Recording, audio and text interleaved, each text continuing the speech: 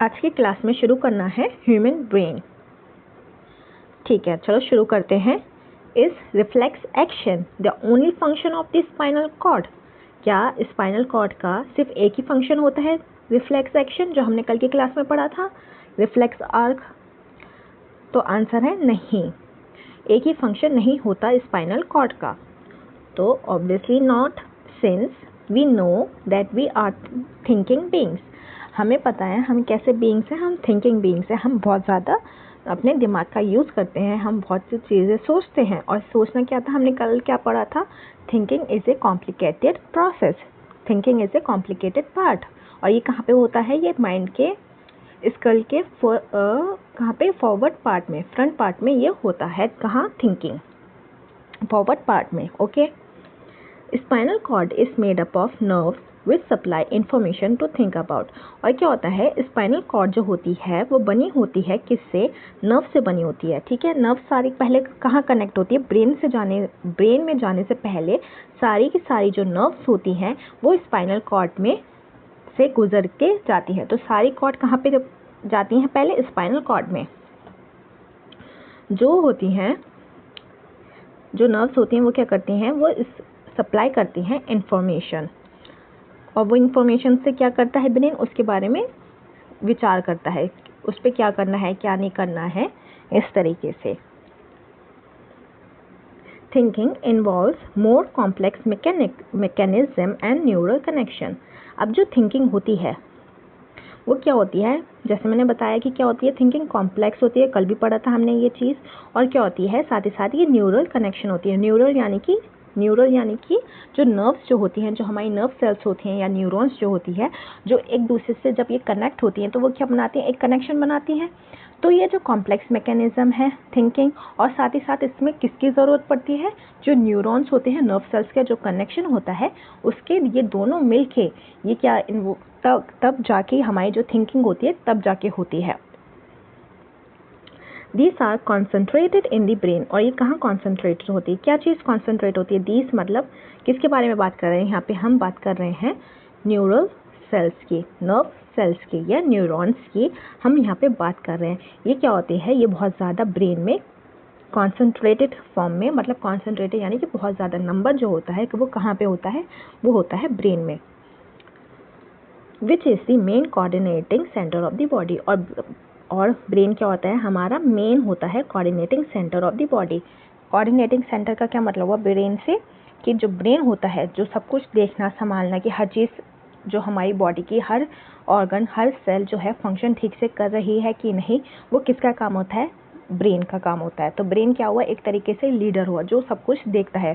यानी जैसे क्लास में मॉनिटर होता है जो सब कुछ देखता है कि सब कुछ चल रहा है, सही चल रहा है कि नहीं चल रहा। इस तरीके से ब्रेन को भी आप लीडर या मॉनिटर बोल सकते हो। किस चीज़ का? बॉडी का। The brain and the spinal cord constitute the central nervous system. तो जो ब्रेन जो होता है और स्पाइनल कॉर्ड जो होता है, जो सेंट्रल नर्वस सिस्टम का ये पार्ट होते हैं। दो चीज़ जो होती हैं, सेंट्रल नर्वस सिस्टम बोल लो या नर्वस सिस्टम बोल लो, तो उसका जो मेन पार्ट होते हैं वो होते हैं ब्रेन और स्पाइनल कॉर्ड। ये दोनों मिलके बनाते हैं nervous system. They receive information from all parts of the body and integrate it. तो ये जो ब्रेन होता है और स्पाइनल कॉर्ड होता है वो कहाँ से रिसीव करता है इन्फॉर्मेशन? ऑब्वियसली कहाँ से रिसीव करेंगे? पूरी बॉडी से इन्फॉर्मेशन को रिसीव करेंगे। और इंटीग्रेट मतलब उसको, उस पर मिलना, फिर उस पर प्रोसेस करना, उस पर फिर एक्शन लेना। ठीक है, उसको बोलते हैं इंटीग्रेट करना। इस तरह we also think about our actions. हम अपने एक्शंस के बारे में क्या करते हैं? हम सोचते हैं। जैसे कि राइटिंग है, talking, moving a chair, clapping at the end of a program are example of voluntary actions. अब कैसे हम अपने एक्शंस के बारे में, हमें कुछ करना है तो हम सोचते हैं। जैसे हमें पढ़ाई करनी है या फिर हमें अपना होमवर्क करना है या हमें कुछ लिखना है या हमें टीवी देखना है, जहाँ पे हम पहले सोचते हैं एक्शन लेने से पहले। ठीक है, हम सोचते हैं, फिर उसके बाद हम एक्शन लेते हैं। तो यहाँ पे बोल रहे हैं we also think about our action. तो हम क्या कर रहे हैं? हम अपने एक्शंस के बारे में सोच रहे हैं पहले, फिर उस पर हम एक्शन लेते हैं। जब हम ऐसा करते हैं सोच समझ के फिर हम एक्शन लेते हैं, तो उन एक्शंस को क्या बोलते हैं? Voluntary actions. Which are based on deciding what to do next. ठीक है, यही मतलब है कि सोचने के बाद फिर हम करते हैं कि हमें क्या करना है। So the brain also has to send messages to muscles. तो अब हमने सोचा कि हमें जैसे कि हमें लिखना है, ठीक है, तो हमने सोचा, फिर ब्रेन क्या करेगा लिखने के लिए, अब मैसेज किसको भेजेगा, मसल्स को, कि हमें पेन उठाना है फिर लिखना है। ठीक है, तो ये क्या हुआ, ये कोऑर्डिनेशन भी है, हमें फिर लिखने के लिए हमें अपना ब्रेन भी यूज़ करना पड़ेगा, तो ब्रेन का भी कोऑर्डिनेशन चाहिए और साथ ही साथ हमें मसल्स का भी, अपने हाथ के मसल्स का भी क्या चाहिए, कोऑर्डिनेशन चाहिए लिखने के लिए। This is the second way in which the nervous system communicates with the muscles. ये क्या है, ये एक दूसरा तरीका है जिससे नर्वस सिस्टम जो होता है, नर्वस सिस्टम यानी कि ब्रेन और स्पाइनल कॉर्ड जो कम्युनिकेट करते हैं किसके साथ, मसल्स के साथ।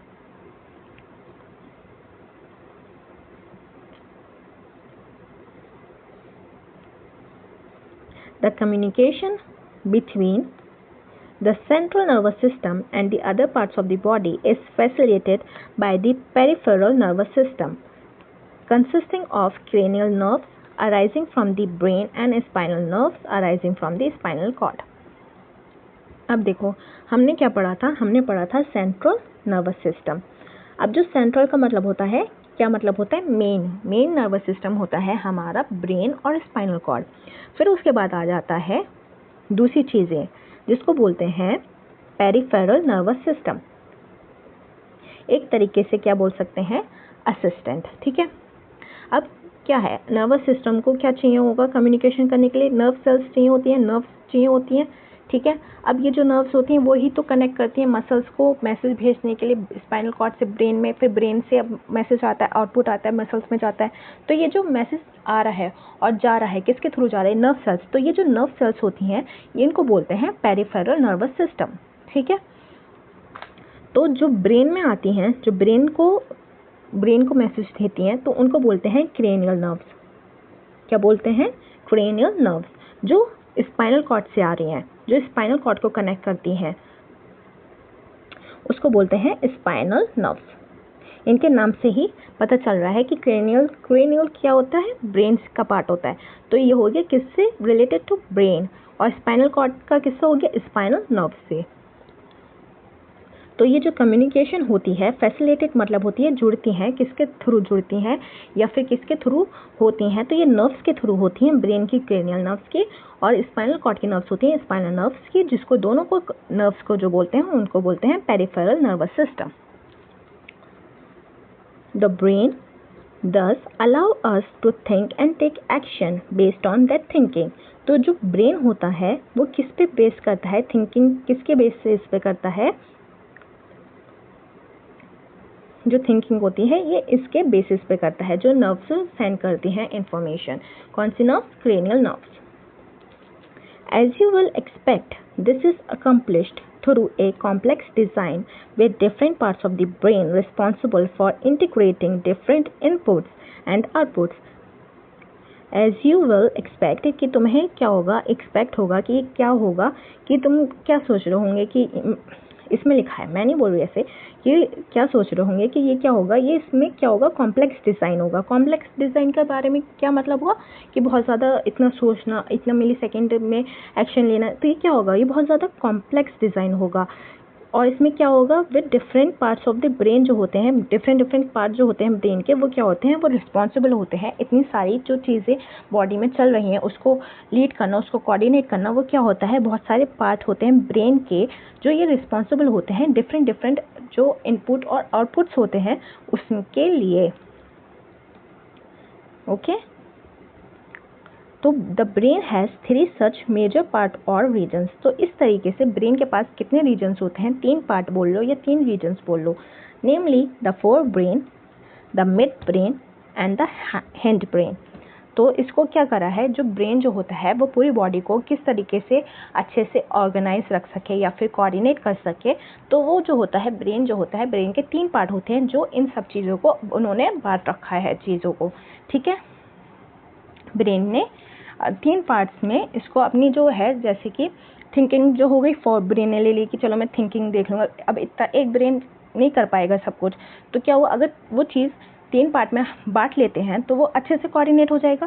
तो इसलिए ब्रेन क्या है, 3 पार्ट में डिवाइड है, जहाँ पे 3 जो ये पार्ट हैं वो 3 अलग अलग चीज़ों को देखते हैं, जिससे बॉडी जो है वो ठीक से कोऑर्डिनेट कर सके। इस वजह से ऐसा है। देखो 3 पार्ट पढ़ लिए हमने, फोर ब्रेन, मिड ब्रेन और हिंड ब्रेन। आगे चलते हैं।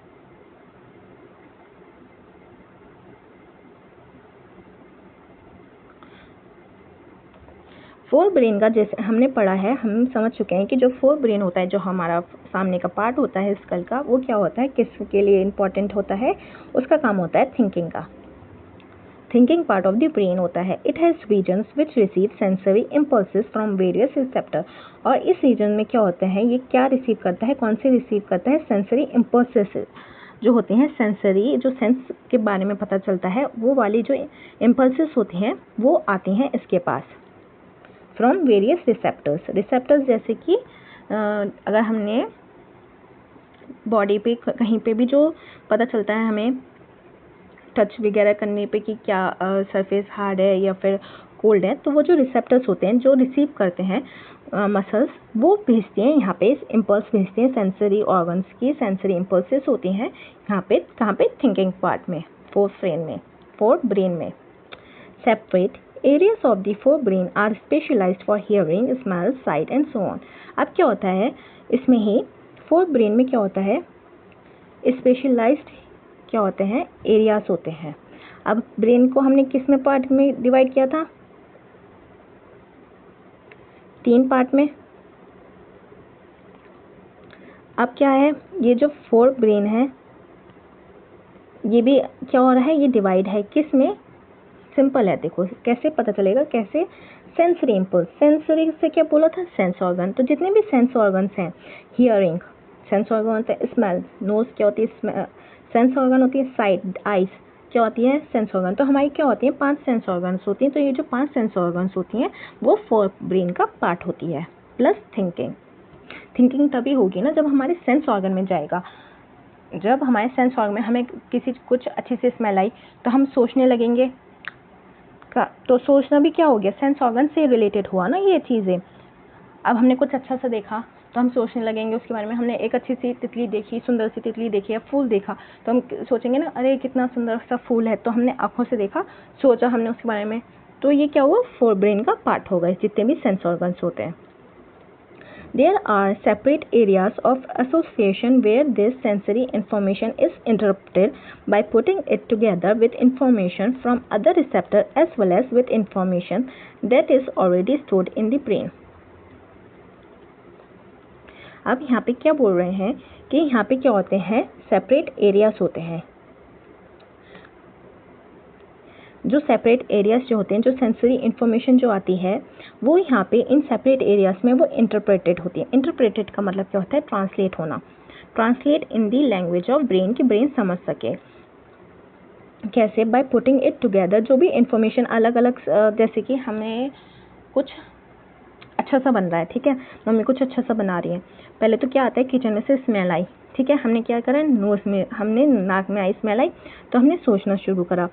फिर अगर हमने देखा कि हम जाएंगे किचन में, अच्छा ये बन रहा है, ठीक, तो क्या हमने आंखों से देखा, अब नाक से स्मेल गई, आंखों से हमने कुछ देखा, तो अब अलग अलग सेंस ऑर्गन से चीज़ें आई, वो क्या होती हैं, एक ये जो सेपरेट एरिया होता है वहाँ पे ये जो मैसेज होते हैं दोनों आपस में जुड़ते हैं और फिर ब्रेन जो होता है इनको आपस में जोड़ जाड़ के कनेक्ट करके फिर एक इस तरीके से हमारे दिमाग में आ जाता है चीज़ें,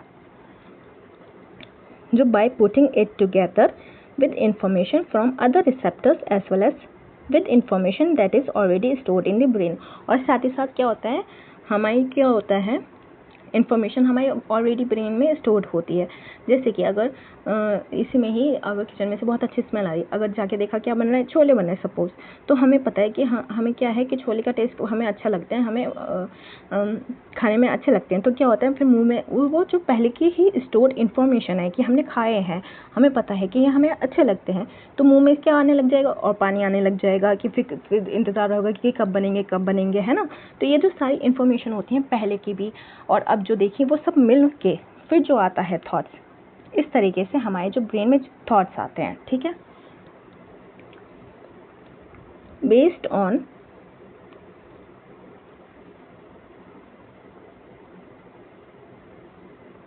on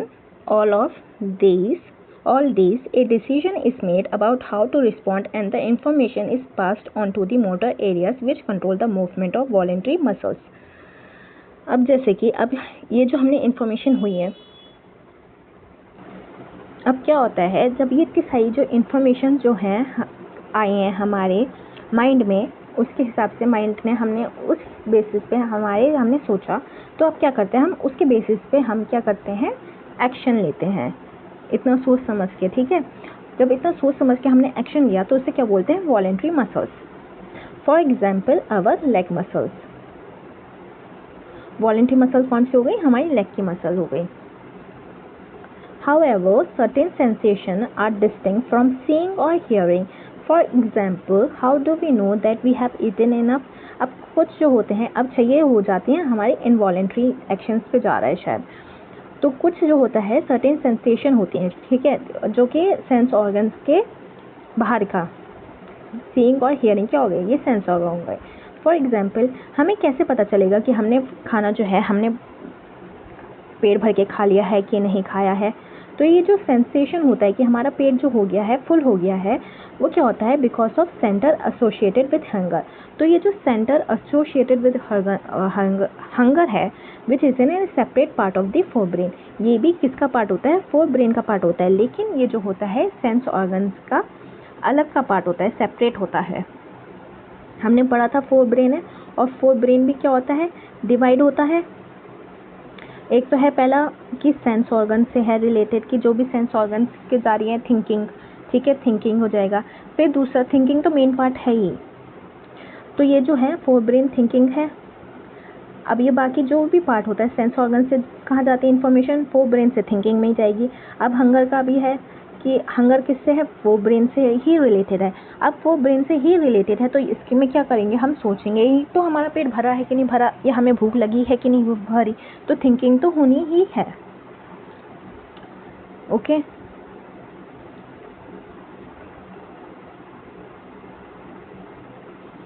ये आ गया इमेज।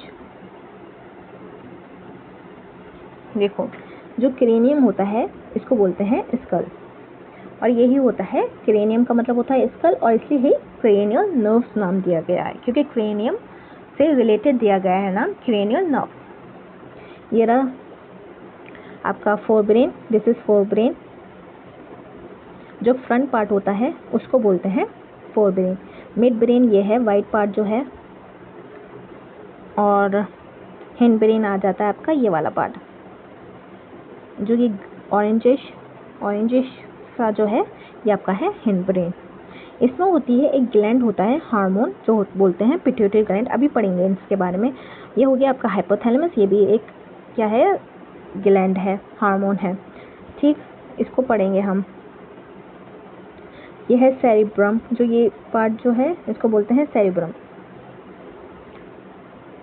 ये आ गया आपकी स्पाइनल कॉर्ड, ये स्पाइनल कॉर्ड से कनेक्ट होता है ब्रेन। चलो आगे बढ़ते हैं। Study the labelled diagram of the human brain, हमने कर लिया, स्टडी कर लिया इस ब्रेन को। We have seen that different parts have specified function, हमने देखा ब्रेन का क्या है, डिफरेंट पार्ट्स जो हैं उनके डिफरेंट स्पेसिफिक फंक्शन है। Can we find out the function of each part, जो कि हम पढ़ रहे हैं, हम एक एक पार्ट के फंक्शन हम इस समय पढ़ रहे हैं। अभी हमने किसके बारे में पढ़ा, हमने फोर ब्रेन के बारे में पढ़ा। Let us look at other use of the word reflex. अब हम क्या देखेंगे, हम जो रिफ्लेक्स था अब हम उसके और मतलब देखेंगे, that we have talked about in the introduction, जो हमने इंट्रोडक्शन में जो पढ़ा था रिफ्लेक्स वर्ड का, अब हम उसके और मतलब देखेंगे क्या क्या मतलब होता है। Our mouth waters when we see food we like without our meaning to, जो हमने पढ़ चुके हैं, ये भी पढ़ चुके हैं कि जब हम खाना देखते हैं तो क्या होता है मुंह में से पानी आने लग जाता है। अब यहाँ पे हम जा रहे हैं इनवॉलेंट्री की तरफ, अभी हम पढ़ लेते हैं वॉलेंट्री की तरफ। Our heart beat without our thinking about it, जो हम क्या होता है हमारा हार्ट जो है कंटिन्यूसली बीटिंग हो रहा है, बीट हो रहा है, हार्ट बीट हो रही है, क्यों हो रहा है हम तो नहीं सोच रहे, हम उसे रोक सकते हैं हमने हार्ट बीट को, लेकिन कंटिन्यूसली चले जा रहा है। तो जो ऐसी चीज़ें होती हैं जिसमें हमारा कंट्रोल नहीं होता, जैसे मुंह में पानी आना, हमारा कंट्रोल नहीं होता, हमने खाना देखा हमारे मुंह में पानी आने लग जाता है, तो इस पे जो हमारा कंट्रोल नहीं होता उनको बोलते हैं involuntary action. In fact we can not control this action easily by thinking about them even if we wanted to. यही बोल रहे हैं कि हम इनको कंट्रोल नहीं कर सकते, चाह के भी हम कंट्रोल नहीं कर सकते। Do we have to think about और रिमेंबर टू ब्रीथ और डाइजेस्ट फूड, क्या हम सोचते हैं कि हमें सांस लेनी है, हम लिए जा रहे हैं, हमें पता ही नहीं चलता हम सांस ले रहे हैं, हम इतना ध्यान नहीं रखते, हमारा फूड जो होता है हम खाने के बाद डाइजेस्ट हो जाता है, हमारा कंट्रोल नहीं है कि हमें उसको डाइजेस्ट करना है कि नहीं करना। तो so in between the simple reflex action like change in the size of the pupil and the thought out action such as moving a chair, there is another set of muscle movement over which do not have any thinking control। जैसे कि simple reflex action, जैसे कि हमारी आंखों की size की जो वो होती हैं पुतली, क्या होता है वो बड़ी छोटी हो जाती हैं, अपने आप होती हैं। तो ऐसे जो होते हैं थॉट और एक्शन, जैसे कि चेयर को हिलाना, तो हम क्या करते हैं, चेयर को अगर हमें मूव करना होता है हम थोड़ा सोचते हैं करते हैं, पर इस तरीके जो होती हैं इसके लिए जो होता है another set of muscle movement होती हैं जिसके बारे में हम नहीं सोचते, और उनको क्या बोलते हैं, many of these are involuntary action are control by the mid brain and the हिडन ब्रेन। तो ये जो इनवॉलेंट्री एक्शन होती हैं जिसके बारे में हम नहीं सोचते, वो जो हो रही है खुद ही होती चली आ रही हैं, तो वो किसका पार्ट होती है, वो होती है मिड ब्रेन और साथ ही साथ हिंड ब्रेन का पार्ट होती है। तो जो हम सोच समझ के कर रहे हैं, थिंकिंग जिसमें है, तो हाँ अगर हम सोच रहे हैं तो थिंकिंग होगी, और थिंकिंग होगी तो वॉलेंट्री होगा, वॉलेंट्री एक्शन होगा, हम सोच समझ के एक्शन ले रहे हैं तो वो हो जाता है फोर ब्रेन का, जिसमें हम बिना सोचे समझे एक्शन जो चल रहा है, हमारी बॉडी काम कर रही है, या फिर एकदम से हम हाथ को गर्म चीज़ को छुआ, एकदम से हाथ हटा लिया, तो ये जो पार्ट होता है इनवॉलेंट्री वो होता है पार्ट मिड ब्रेन का और साथ ही साथ हिंड ब्रेन का। Okay, all this involuntary action including blood pressure, salivation, ये जो सारे के सारे जो इनवॉलेंट्री एक्शन होते हैं, जैसे कि ब्लड प्रेशर हो गया, हमारे हाथ में ब्लड प्रेशर का कंट्रोल नहीं है, सलाइवेशन मुंह में पानी आ जाना, वॉमिटिंग जो होती है उल्टी, हमारे हाथ में नहीं होता, लेकिन ये जो होता है इनवॉलेंट्री फंक्शन होता है, और ये किसका पार्ट होता है, ये कंट्रोल रहता है by the medulla in the hind brain. Hind brain का ये पार्ट होता है, और किसका पार्ट होता है, ये होता है मेड्यूला का। ये देखो हिंड ब्रेन जो पार्ट होता है 3 पार्ट में डिवाइड होता है, पॉन्स, मेड्यूला और सेरिबेलम। ओके, तो ये जो याद होनी चाहिए, ये ब्लड प्रेशर और सलाइवेशन एंड वॉमिटिंग जो कंट्रोल होता है वो कंट्रोल करता है मेड्यूला, और मेड्यूला किसका पार्ट होता है, हाइंड ब्रेन का, हिंड ब्रेन का पार्ट होता है।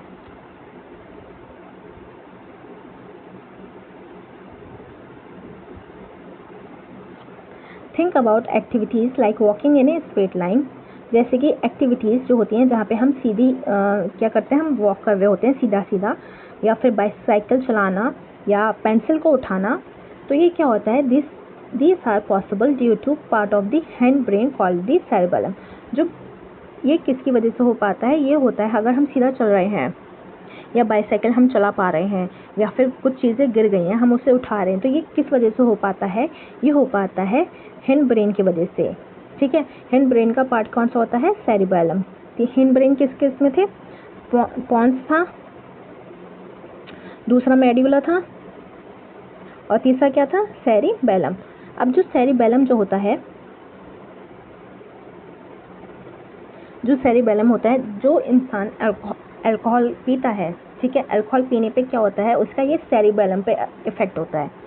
क्या मतलब हुआ, जो नशा जो होता है वो इसको अफेक्ट करता है सेरिबेलम को, जिसकी वजह से देखा होगा कि क्या होता है, अल्कोहल पीने के बाद लोग सीधा नहीं चल पाते, है ना, सीधा नहीं चल पाएंगे, या फिर बाइसाइकिल नहीं चला पाएंगे, पेंसिल या फिर कुछ गिरा है तो वो ठीक से उठा नहीं पाते।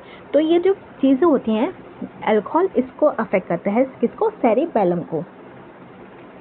It is responsible for precision of voluntary action and maintaining the posture and balance of the body। तो ये जो सेरिबेलम होता है, ये जो हमारे वॉलेंट्री एक्शन जो हम ले रहे हैं, तो उसकी जो हम प्रिसीशन का मतलब होता है कि हम उसको सही तरीके से लें एक्शन को। हमें पेंसिल उठानी है ना, अगर पेंसिल ही उठानी है, हमें टेबल पे रखी है पेंसिल, हमें पेंसिल ही उठानी है, ऐसा ना हो कि हम कुछ और उठा लें, या जो हमारा हाथ है पेंसिल की जगह अगर बराबर में रबड़ पड़ी है, इरेजर पड़ी है, उसको उठा ले, है ना। तो वो ना हो, जो हमने सोचा है हम वही उठाएं, जो उसकी जो एफिशिएंसी है या प्रिसिशन है वो कौन देखता है, वो देखता है सेरिबेलम, और साथ ही साथ वो मेंटेन करता है बॉडी का पोस्चर और बैलेंस ऑफ द बॉडी, कि जिसकी वजह से हम स्ट्रेट लाइन में चलें। जो हम स्ट्रेट लाइन में चलना होता है, हम चलते हैं जिस वजह से, तो हम टेढ़े मेढ़े ना चलें लाइक अल्कोहलिक पीपल। तो जो होता है वो कौन ध्यान रखता है, वो ध्यान रखता है cerebellum. Imagine what would happen if each of these events fail to take place if we are not thinking about it। तो क्या वो कह रहे हैं कि इमेजिन करके देखो, अगर ये जो इवेंट हैं, ये जो सारी चीज़ें हो रही हैं, अगर हम इसके बारे में ना सोचें तो क्या होगा।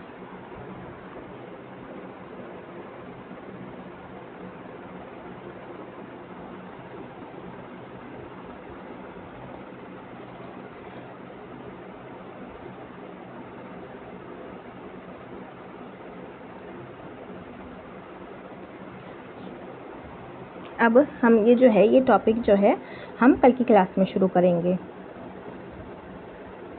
तो see you in the next class.